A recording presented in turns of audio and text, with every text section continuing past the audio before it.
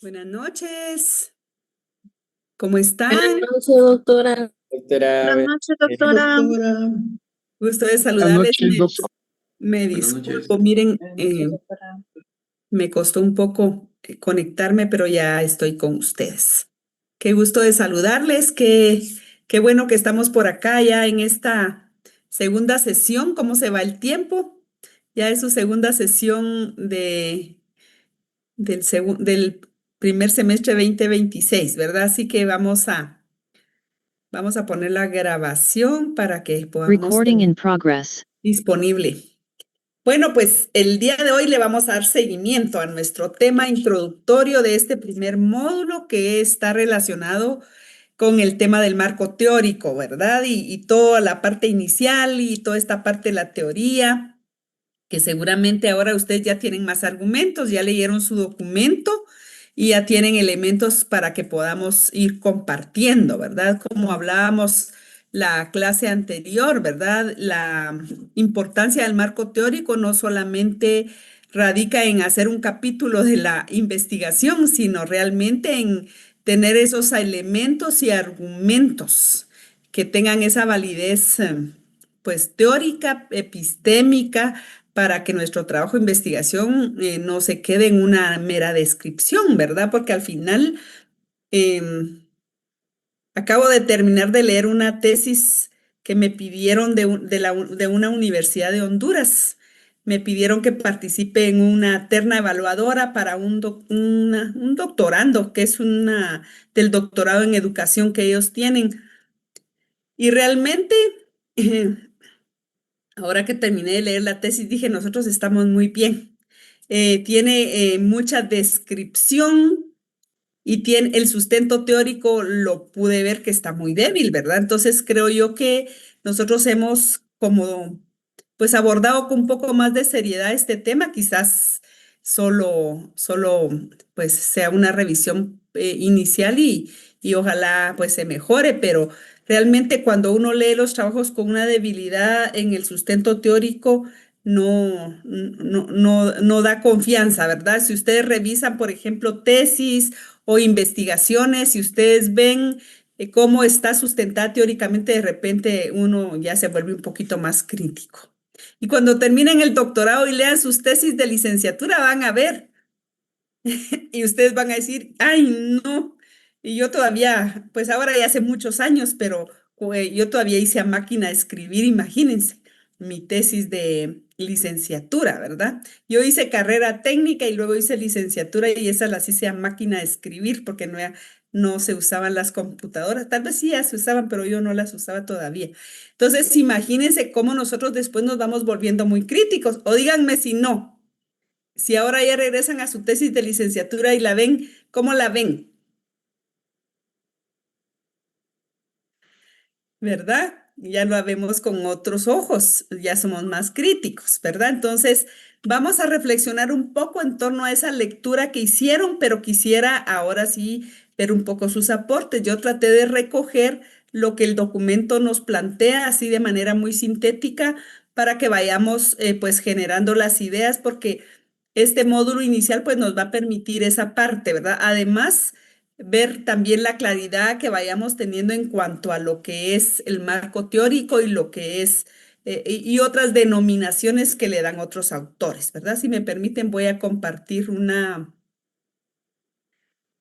presentación solo para tenerla como referencia y lo que quisiera es que ustedes, pues, por favor, fueran haciendo sus aportes en base a esa lectura, ¿verdad? Em, pues bueno, el marco teórico, una exploración del concepto fundamental, ¿verdad? De la investigación científica. En realidad, como les decía, no es solamente una parte de la tesis, ¿verdad? Bueno, la ciencia como una forma humana de conocer, una forma humana de conocer, ¿verdad? Se construye mediante un proceso de investigación. Y bueno, en realidad eso nos ayuda a validar, ¿verdad? Problemas. Investigar significa también seguir huellas. Implica pensar con coherencia entre hechos y teorías. ¿Qué nos dice a nosotros esto de investigar significa seguir huellas? ¿Y qué tiene que ver con la lectura que hicimos y con lo que es nuestro curso? ¿Qué dice Vilma?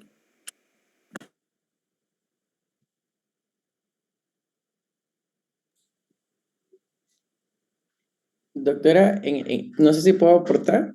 Por favor, Humberto, adelante. Como menciona de que la ciencia, en este caso, investigar significa seguir las huellas, también nosotros hemos, por así decirlo, seguir las huellas de otros investigadores que han planteado temas muy similares al nuestro y cómo ellos se han fundamentado, que era lo que usted nos daba como el consejo de nosotros nos íbamos a identificar siempre con un autor y que en base a ello nosotros íbamos a ir desglosando nuestras ideas. Entonces creo que al final nosotros somos como, hasta cierto punto, como unos detectives, por así decirlo, en el marco teórico. Vamos viendo que sea no tan descriptivo, sino más explicativo y vamos siendo como catadores de esto sí me va a aportar, esto no me va a aportar y así consecutivamente. Excelente, así es, ¿verdad? No, por eso también tenemos esa acuciosidad científica. ¿Verdad? De buscar. Y después les van a decir, ay, están llenos de cuentos que son, ¿verdad? Nada les gusta. A todo le encuentran un pero, ¿verdad? Pero es precisamente eso. Y de hecho, algunos autores dicen que la curiosidad del ser humano está desde que somos bebés. Empezamos a explorar, empezamos a probar, empezamos a buscar, ¿verdad? Si nos desenvolvemos y vamos pues construyendo nuestra propia experiencia. Vamos a escuchar a Maolia y luego a Vilma, por favor. Muchas gracias, buenas noches. Con respecto siempre a lo que pregunta doctora de la relación que existe entre las huellas y la investigación, yo entendí en la lectura que al ser investigador es seguir unas huellas, ¿verdad? Ver quién es el que está realizando o quién dejó esas huellas. Entonces, uno sigue, la sigue para encontrar quién, ¿verdad? Fue lo que lo hizo. Y no son las huellas de uno mismo, ¿verdad? Sino que son, es de otra, de algo, ¿verdad? Porque no precisamente tiene que ser una persona, sino que algo que queremos investigar. Entonces, esto es lo que yo comprendí con relación a las huellas y la investigación. Es correcto. Vamos tras algo que ya fue planteado. Y por eso recordémonos cuando ahora quizás no vamos a poder profundizar en el tema de las teorías en la siguiente clase. Tengo planeado que veamos las teorías, un poco las principales teorías educativas, porque están vinculadas a nuestro doctorado. Pero digamos, ¿cómo vemos que una teoría puede ser rebasada por otra? Y no es porque, bueno, yo quiero imponer mi teoría sobre esa, sino se siguieron las huellas y se rebasó, ¿verdad? Entonces, efectivamente, eso es, ¿verdad? Y también es no pecar de ignorantes, en desconocer también lo que hay, ¿verdad? Eso ya ustedes hicieron un ejercicio el semestre pasado, ya tienen un estado del arte preliminar, porque el estado del arte se termina hasta que uno termina la tesis y luego que ya son doctores, le siguen dando seguimiento a su tema, ¿verdad? Así que, pues esto no se va a acabar, esto solo es un caminar, ¿verdad? Vamos a escuchar a Vilma. Buenas noches a todos. Perdón que anteriormente se me trabó ahí el micrófono y no podía responder. Este, bueno, en este caso, pues el investigador o en este caso nosotros, pues debemos seguir las huellas, esas fuentes bibliográficas en el cual pues vamos a ir revisando autores, citas, documentos, en el cual vamos ampliando nuestro marco teórico. Ahí lo vamos construyendo también, ¿verdad? Dando nuestro punto de vista, nuestros comentarios, nuestras formas de pensar, en el cual pues vamos formando nuestra propia investigación. Eso es lo que pienso, doctora. Gracias, Vilma.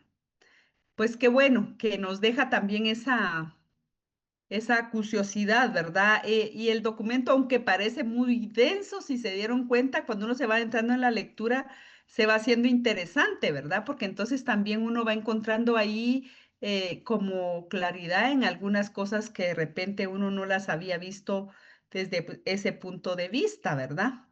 Em, bueno, voy a continuar.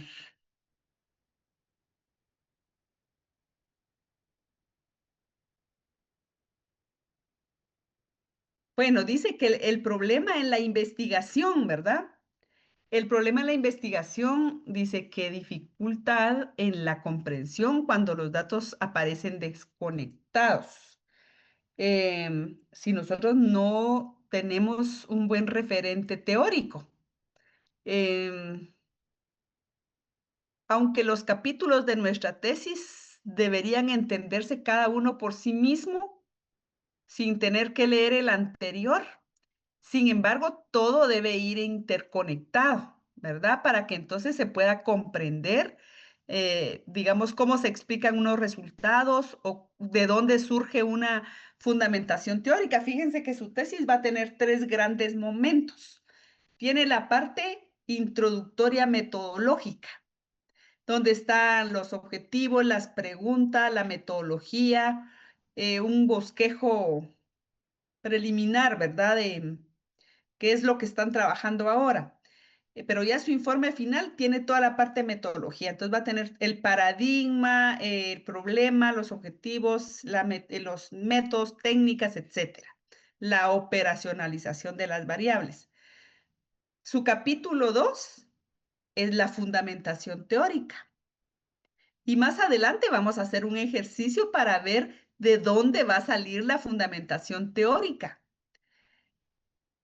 No es un gran listado de temas que a mí se me ocurrieron, eso se los decía yo en la primera clase, ¿verdad? No es tecnología educativa, definición, tipos, historia y no, ¿verdad? Porque en realidad, si no está en mis variables, si no está en mi problema, yo por qué voy a teorizar sobre algo que no tiene que ver con lo que estoy trabajando, ¿verdad?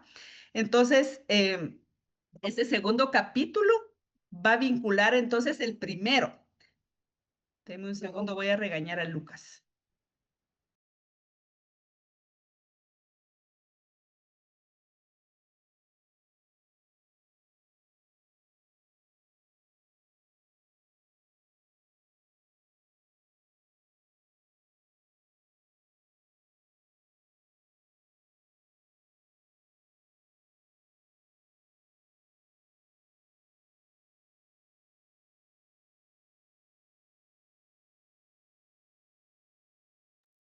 Mis disculpas, es que tengo un Beagle que quiere ser doctor y entonces siempre está aquí debajo de mi escritorio.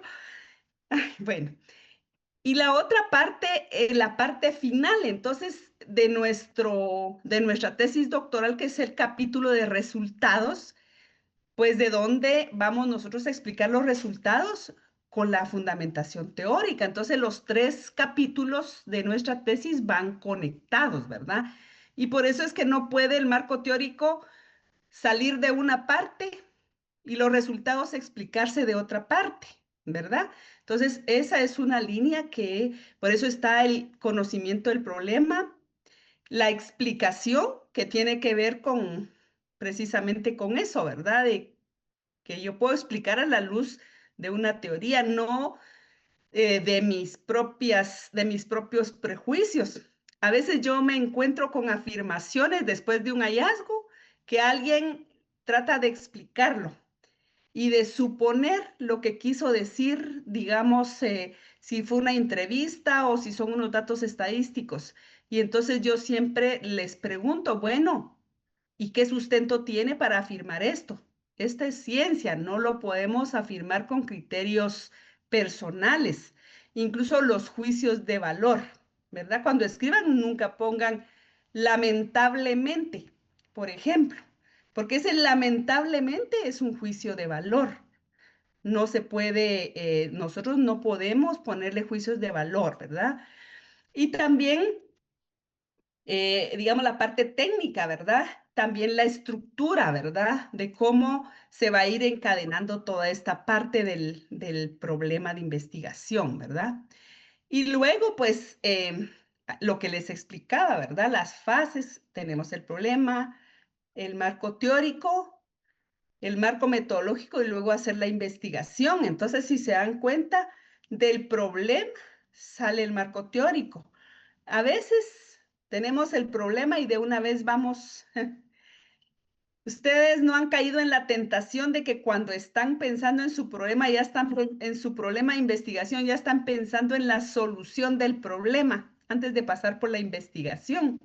Que a veces nos pasa mucho eso. Dicen, no, es que yo quiero hacer una propuesta para mejorar el uso de la inteligencia artificial en los adolescentes, ¿va?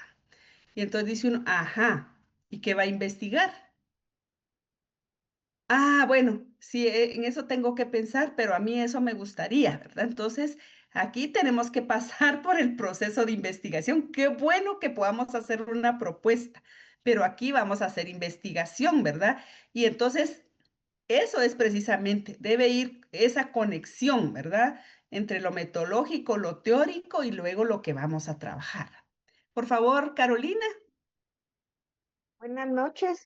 Ahorita pues con lo que usted menciona, por eso es de que Darós, ¿verdad? En el documento decía mucho de la coherencia lógica que tiene que tener el marco teórico y es justo por esto, o sea, este esquema me hace como reflexionar en eso, ¿verdad? Que él decía que todo empieza desde el problema que nosotros empezamos a plantear como investigadores y cómo tiene que por eso, llevar esta coherencia y no saltarnos como estos procesos para que todo en unidad, pues ya podamos pensar, ¿verdad? En este posible resultado que puede tener nuestra investigación. Entonces, por eso esta imagen que usted tiene acá me hizo recordar justo esto que era una de las preguntas también que estaban dentro de la guía, ¿verdad? De la coherencia que tenemos que tener como investigadores de ir con el paso a paso.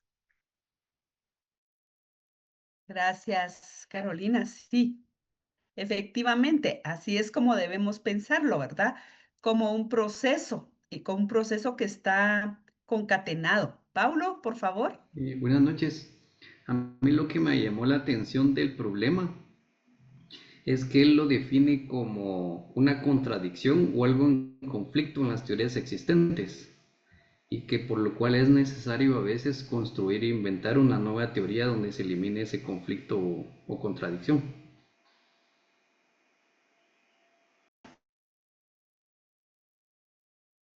Sí, fíjense que por eso tenemos que tener mucho cuidado con nuestras investigaciones, porque a veces ya tenemos el tema, pero no tenemos el problema.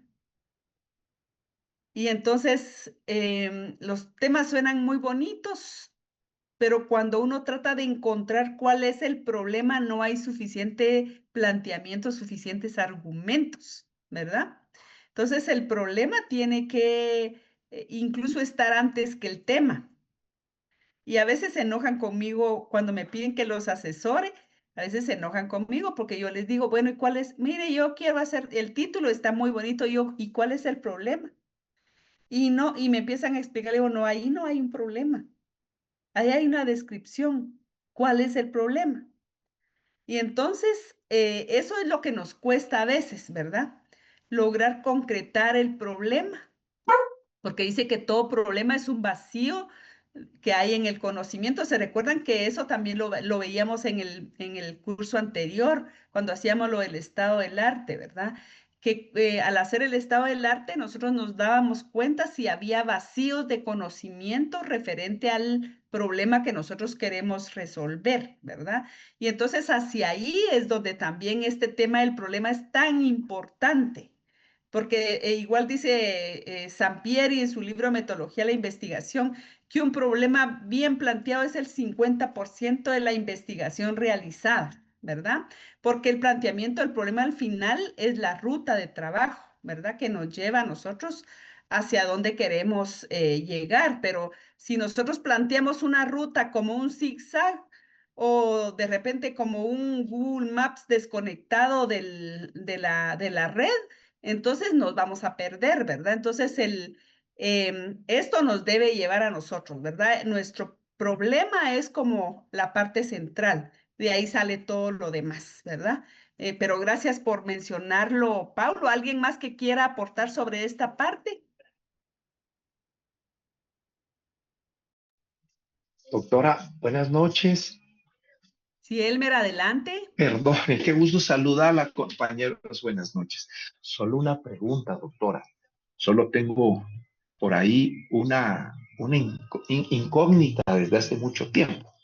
Algunos investigadores, bueno, algunos pequeño porcentaje, dice que sí se puede hacer una investigación sin problema. ¿Usted cree que es posible, doctora? Perdone, yo sé que hay mucha literatura que respalda lo contrario, pero quisiera saber su criterio. Gracias, doctora, por el espacio. Sí, fíjese que lo que pasa es que, bueno, quizás algunos le llaman problema, am, bueno, quizás algunos piensan que no es un problema hacer una, por ejemplo, una revisión teórica, porque se recuerdan que vimos el documento de Humberto Eco que decía que podían haber tesis de revisión teórica. Pero ¿para qué quisiéramos hacer una tesis de revisión teórica? O sea, ¿para qué queremos hacer una investigación?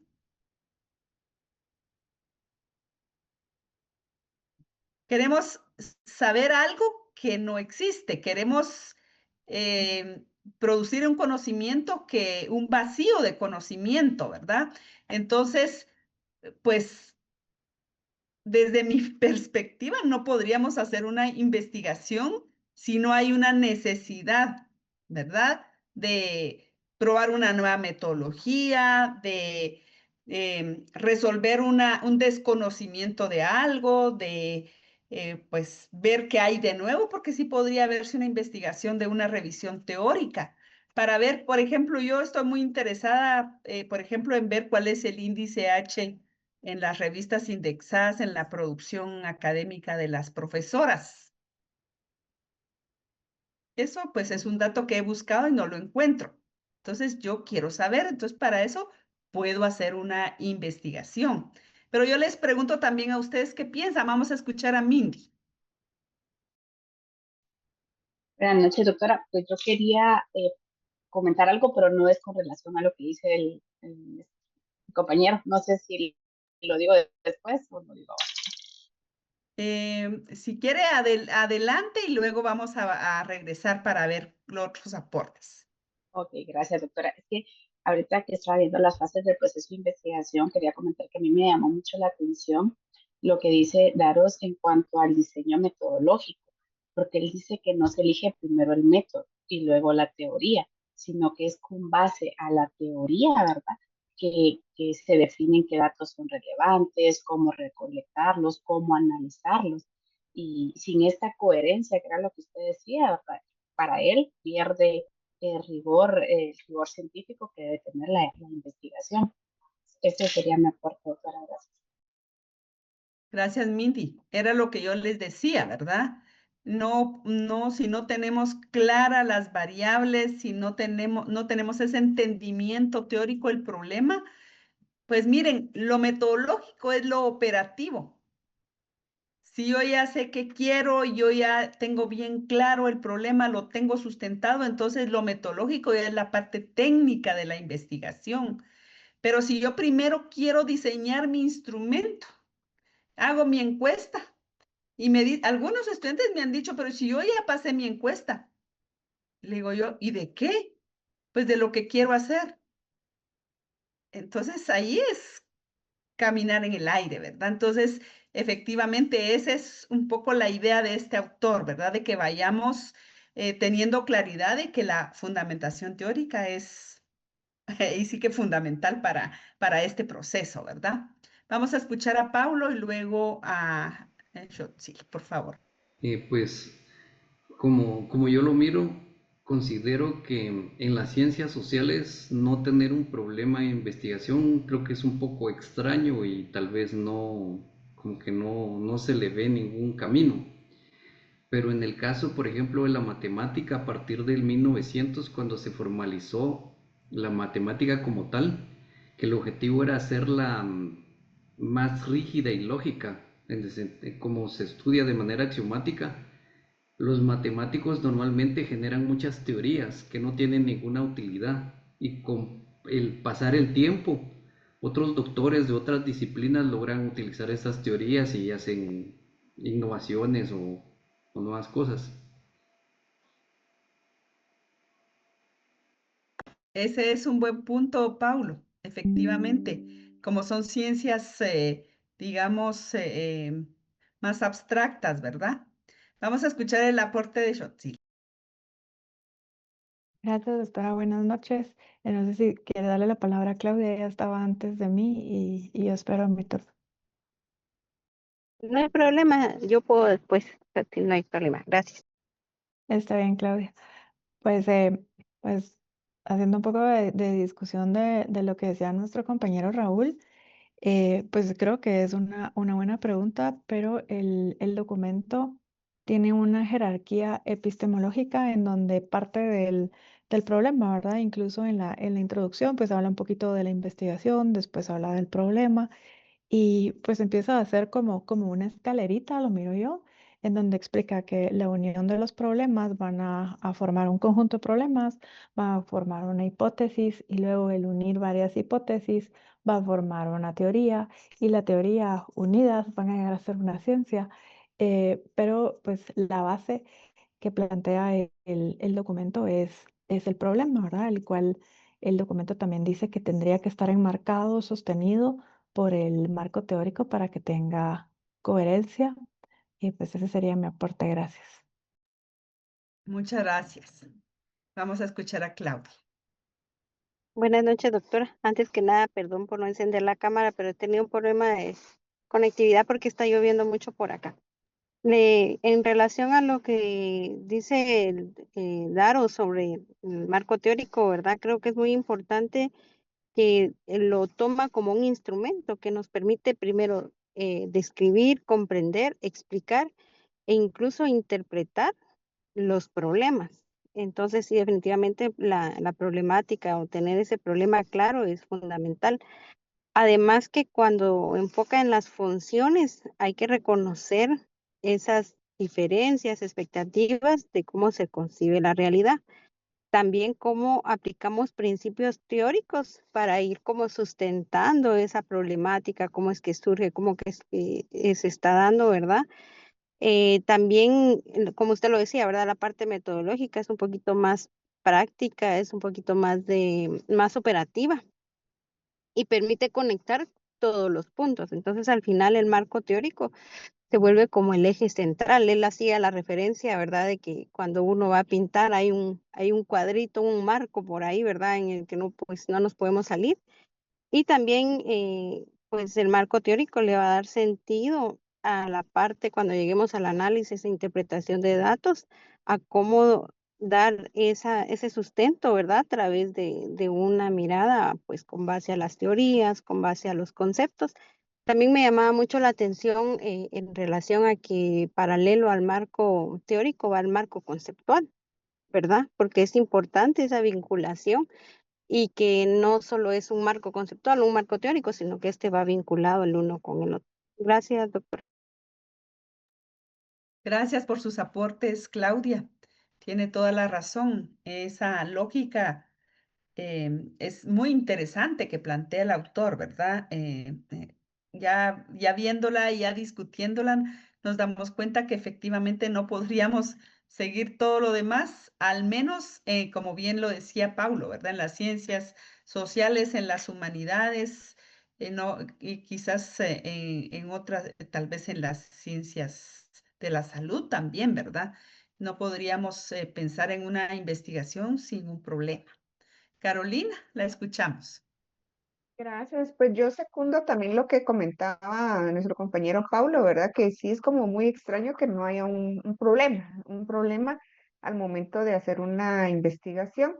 Sí, también me parece interesante el punto de vista de nuestro otro compañero y ver qué autores, ¿verdad? Son los que mencionan que sí puede haber una investigación. Eso también sería bien interesante poder leer un poco de esto o de repente, pues sí, el problema, aunque no esté como tal, sí está implícito dentro de la investigación. Entonces sí sería interesante conocer quiénes son los autores que mencionan para ver su punto de vista, ¿verdad? Y indagar un poquito más acerca de ello, porque la verdad sí me quedó la duda con eso de que no hay un problema en una investigación. Gracias. Gracias, Carolina. Vamos a escuchar a Yolanda. Gusto de saludarla. Buenas noches. Buenas noches, doctora, compañeros, gracias por el tiempo. Pues siguiendo con la curiosidad de los problemas que a veces nos dan dificultades de saber si lo tenemos o no, me llamó mucho la atención leer que pues pueden generar alguna dificultad, que puede ser psicológica, lógica o real. Y tal vez pues de ahí podríamos partir que en cuanto a un problema psicológico, dice acá, que es del punto de vista del sujeto. Es decir, que aunque no veamos realmente el problema, sí está, sí existe en la percepción del investigador. Entonces, quería aportar esto porque sí me llamó mucho la atención estos tres aspectos en el que un problema se caracteriza, ¿verdad? Por esa dificultad psicológica, lógica o real. Gracias, doctora. Muchas gracias, Yolanda. Ese es otra parte, otro aporte, ¿verdad? Del autor que también, pues seguramente nos hizo reflexionar, ¿verdad? En torno a lo que nosotros, pues estamos buscando ahora, ¿verdad? Buscando resolver.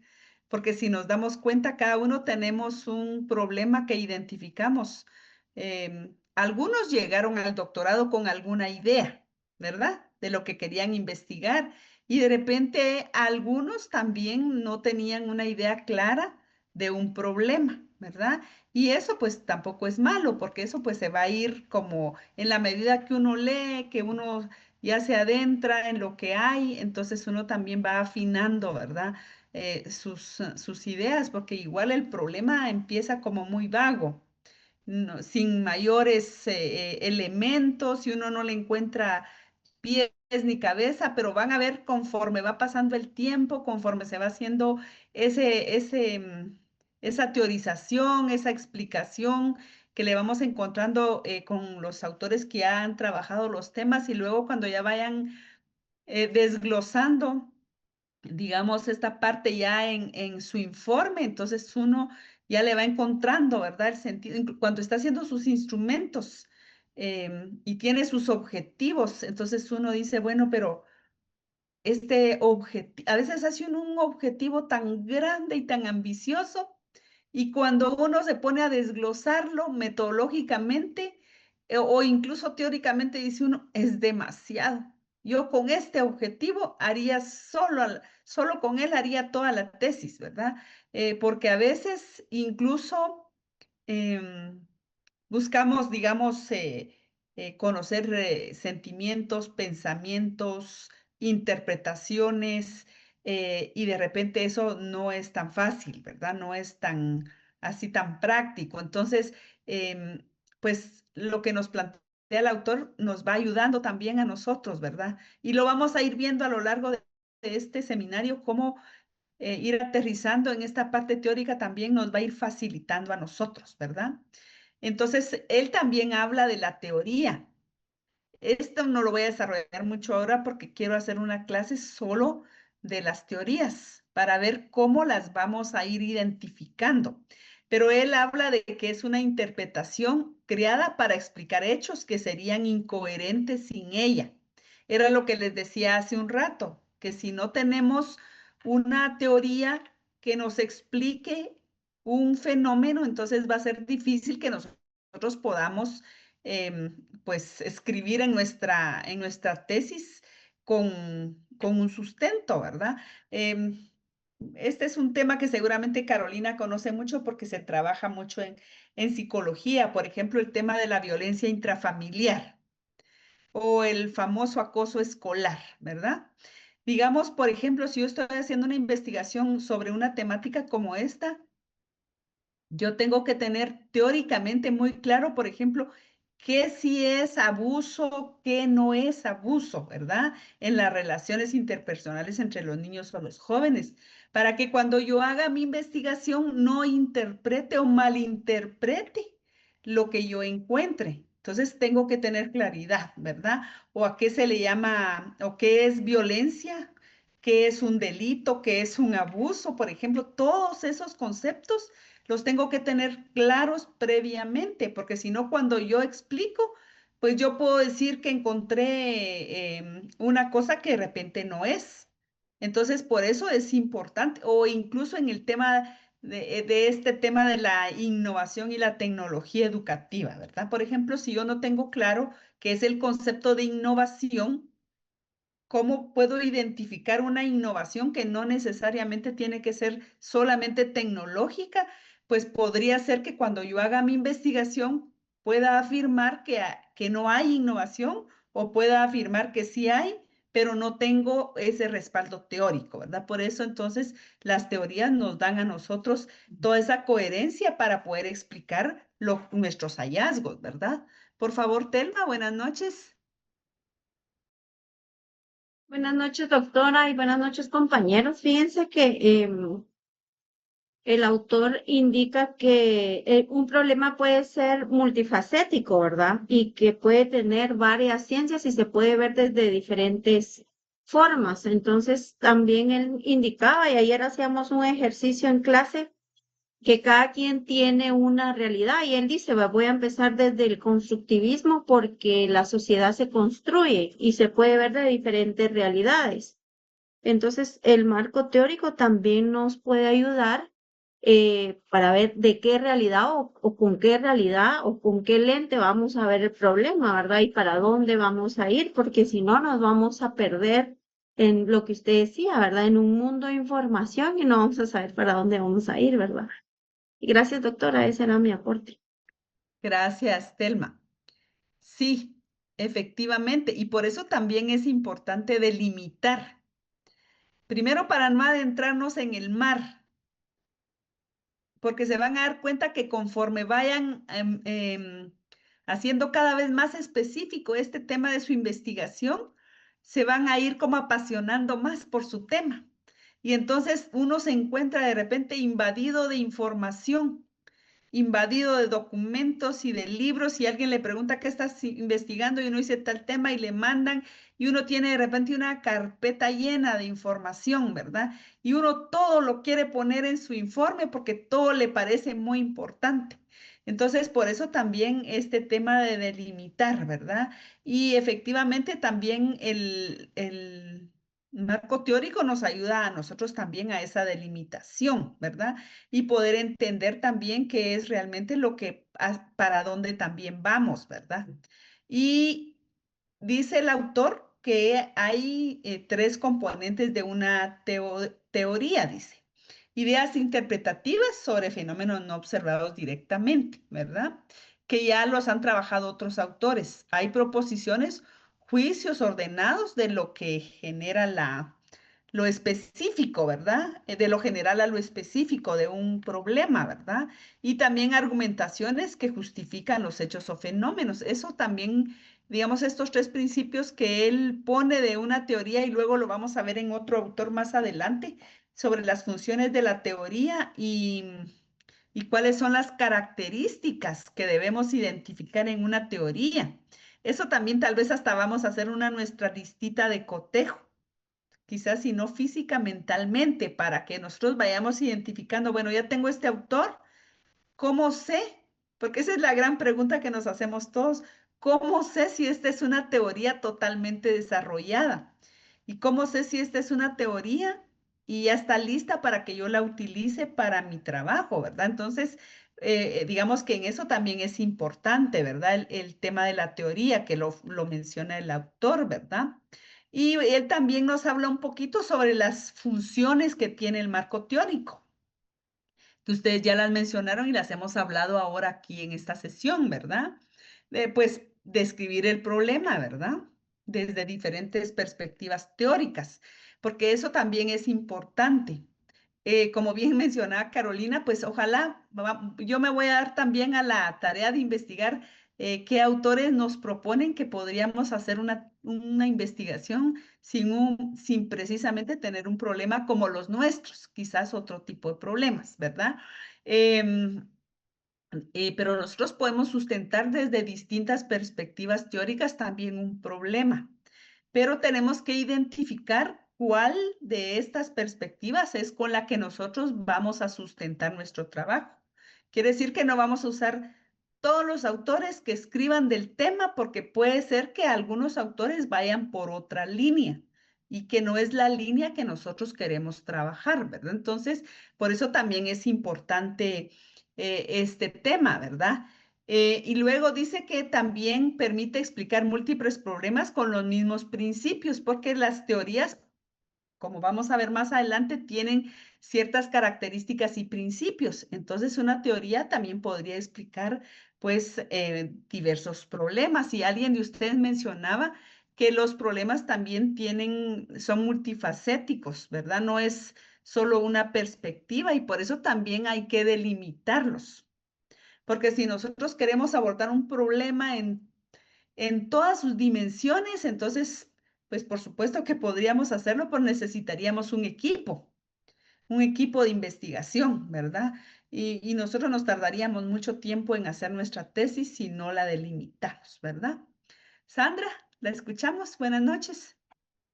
Buenas noches, doctora y compañeros. Quería hacer un breve aporte justo por ese documento que nos compartió y a veces también percibo por la calidad de este documento que, digamos, llenar ese vacío de conocimiento, como usted dice, a veces el problema es que justamente no hay información del problema, aunque suene un poco como repetitivo.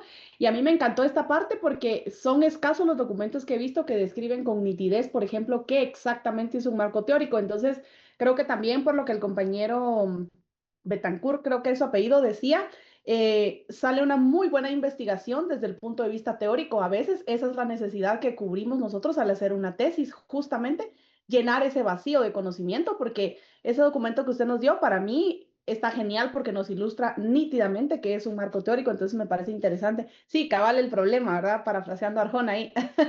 Carmen, eso quería aportar, doctora, y agradecerle esa lectura, la verdad que sí la disfruté bastante. Eso era el aporte. Gracias. Muchas gracias, Sandra. Sí, un poco la idea también, yo no soy muy partidaria de los libros grandes, de dejar un libro de 400, 500 páginas, no lo van a leer con gusto, no les va a dar tiempo. Entonces, un documento como este que es corto, eh, para las de estas generaciones muy jóvenes quizás es muy largo, pero para ustedes tiene una buena cantidad de páginas, ni muchas ni tan poquitas, ¿verdad? La idea entonces es que un documento nos pueda aclarar, ¿verdad? Y darnos, pues, y vamos a ver un documento más técnico que está más adelante en el programa, donde vamos a ver ya como los pasos y esto, ¿verdad? De lo que es el marco teórico, porque además dice que también como una función es organizar digamos, el fenómeno observado, ¿verdad? Y también funciona como un eje que conecta tanto el problema, la hipótesis y la metodología, ¿verdad? O en el caso de los problemas que nos lleven a plantear una hipótesis, ¿verdad? Y también el autor nos plantea esta ¿qué? Disyuntiva entre el marco teórico y el marco conceptual, que también ustedes lo pudieron leer, ¿verdad? Algunos autores pues dice que lo distinguen entre marco conceptual, digamos como lo organizado, lo inductivo, ¿verdad? Y el marco teórico pues desde otra perspectiva. Entonces él dice que los conceptos no se organizan sin una teoría previa. O sea, ¿de dónde saco yo un concepto? Un concepto de educación y desarrollo, de educación del siglo XXI, ¿de dónde la saco? De un autor que ha teorizado sobre el tema de educación. Me identifico con su concepto de educación y lo tomo, pero ya es de una teoría, de un marco teórico previo, ¿verdad? No es que yo agarre un diccionario, eso no está permitido en el doctorado agarrar un diccionario y poner la definición de educación.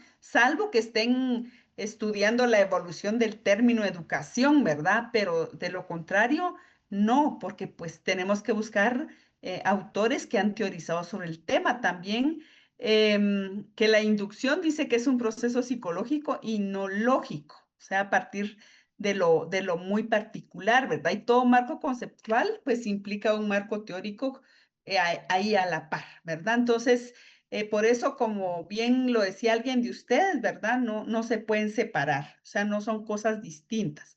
Más adelante también vamos a ver nosotros en otro documento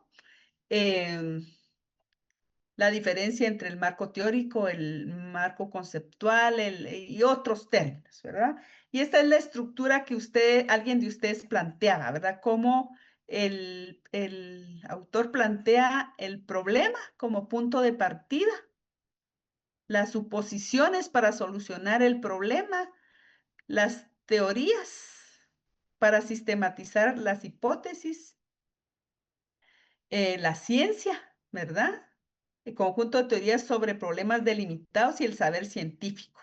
Entonces, si ven, todo empieza con un problema, ¿verdad? No puede ser de otra manera, ¿verdad? Y por eso es que también es tan importante también todo este tema que hemos hablado de la actualización de las investigaciones y de los datos, porque hay teorías que ya han sido superadas.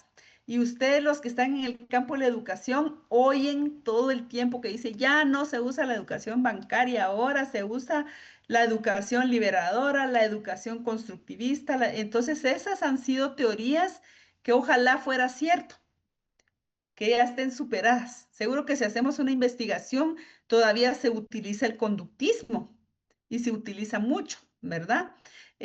Sin embargo, digamos que unas teorías han venido como a decir, bueno, no, es que el estudiante, el niño, el joven no es una cajita donde se mete el conocimiento, ¿verdad? Y solo escucha, se queda calladito y responde. No, y entonces hay otros autores, eso lo vamos a ver ya en las propias teorías educativas, pero esta es entonces la estructura que estábamos viendo que nos planteaba el autor y él nos planteó algunas características de una buena teoría. Esas también ustedes las trabajaron, ¿verdad?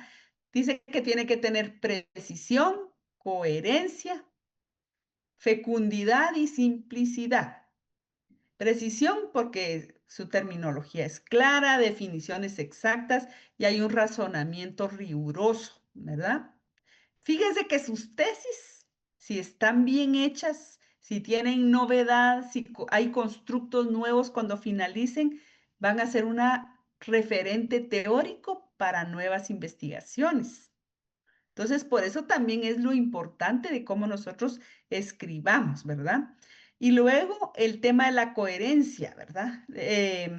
Era lo que les decía, que si, por ejemplo, ustedes dicen que van a explicar desde el constructivismo, desde el conectivismo, y vamos a ver otras teorías modernas con el tema de la innovación y la tecnología educativa, y luego resultan investigando, planteando otra cosa, entonces ahí puede haber una incoherencia, ¿verdad? También que la teoría que escojamos explique casos conocidos y sugiera nuevas explicaciones. Entonces, eso también nos ayuda a nosotros porque nos da luces, ¿verdad? Recuérdense que toda investigación también debe llevar sino una propuesta, una buena reflexión en torno hacia dónde debe ir el problema, ¿verdad? Y simplicidad porque debe explicar más con menos, dice. Es decir, que no porque un documento no porque su tesis doctoral tenga 600 páginas, va a ser mejor que una de 200, ¿verdad? A veces no es la cantidad, sino la calidad, ¿verdad? Y bueno, la conclusión que nos deja el autor es que una buena investigación no es tanto una cuestión de buenos métodos como de un buen razonamiento, dice. Y el marco teórico es ese punto de referencia que ubica el problema, le da sentido y posibilita el diseño metodológico. O sea que no estén pensando ahorita en la encuesta ni en la entrevista, porque primero tenemos que conocer el problema, lo tenemos que pues estudiar teóricamente Y seguramente ustedes van a tener a finales de este semestre, cuando ya tenga su marco teórico, una nueva perspectiva del problema. Y por ahí alguien decía, el problema es el problema. Y por ahí alguien decía también eh, que hasta habían cambiado de tema algunos. Es posible que hayamos cambiado de tema, es posible que hayamos cambiado de perspectiva, porque también en la medida que vamos avanzando, de repente vamos a decir, no, quizá metodológicamente mi tema no sea cuantitativo o quizás no sea cualitativo o hay necesidad de que sea mixto, ¿verdad?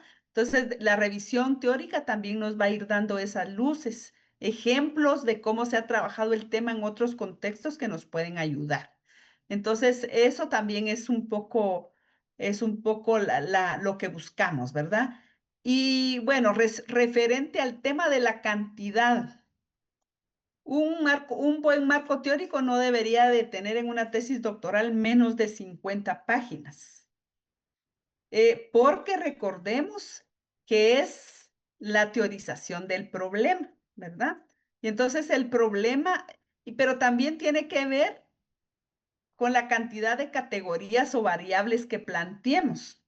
Por eso les decía, si yo quiero poner 10 objetivos en mi tesis doctoral, se imaginan la cantidad de variables y categorías que van a haber ahí.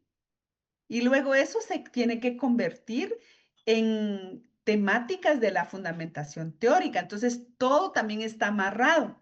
Si mi problema es como muy amplio, también mi marco teórico tiene que ser amplio y mi recolección de datos también se va a ampliar, ¿verdad? Entonces, todo depende, ¿verdad? Pero pues sí, menos de 30 páginas no debería tener, al menos lo que van a entregar conmigo no debe tener menos de 30 páginas, ¿verdad? Y lo vamos a ir trabajando también ya a partir del segundo módulo. Por favor, Sandra. Doctora, brevemente, y sé que tal vez me estoy precipitando, pero yo le quería consultar, así como usted nos facilitó en el estado del arte un ejemplo del estilo, la estructura que se maneja en FAUSAC. Sé que tal vez me estoy precipitando, pero ¿será posible que usted nos facilite, así como nos facilitó como un ejemplo del estado del arte? Me refiero sobre todo a la estructura, el estilo que se maneja. Pues cuando sea el momento, pero creo que también sería útil como para irlo explorando y que no nos tome el tiempo. Tal vez me estoy precipitando, pero Sí, ya, pendiente de sí. decir. Sí, está muy bien. Incluso vamos a ir haciendo algunos ejercicios. No crean que todo el tiempo vamos a estar aquí hablando y hablando. Tienen que escribir, ¿verdad? Entonces vamos a ir haciendo algunos ejercicios. Gracias, doctor. Vamos a ir revisando. Se recuerdan que la primera clase yo les decía, es un debate, es una discusión con los autores. Si solo están los autores, no hay aporte de ustedes. Y si solo están ustedes, su trabajo no tiene sustento teórico, ¿verdad? Entonces tiene que ser esa conversación con los autores. Y eso es muy interesante hacerlo, pero si no lo sabemos hacer, podemos cargar mucho nuestro trabajo y luego cuando llegamos para la revisión, y también les decía, no debe tener más de 20% de similitud. Eso significa que me gusta esta página completa del autor, la voy a poner entrecomillada y con la cita.